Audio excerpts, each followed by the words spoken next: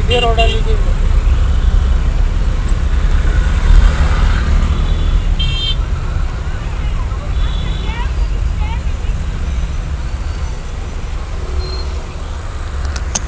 ನಡ್ಕೊಂಡೆ ಬೇಗ ಹೋಗ್ಬೋದಿತ್ತು. ನೋಡೋಣ ಇದು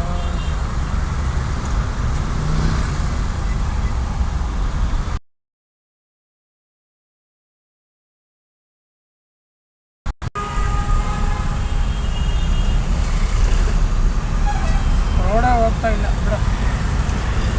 ಈ ರೋಡಿಗೆ ರೆಡಿ ಮಾಡೋದು ಬಿಟ್ಟು ರಾಜಕೀಯದವರು ಬಡವ್ರ ಮನೆ ಹೊಡೆದಾಕಿ ಬೀಡಿಯೋದು ಜಾಗ ಇದು ಜಾಗ ಅವ್ರ ಜಾಗ ಅಂತ ಹಾಕಿ ಬಡವ್ರಿಗೆ ಮನೆ ಇಲ್ದಂಗೆ ಮಾಡ್ತಾಯಿದ್ದಾರೆ.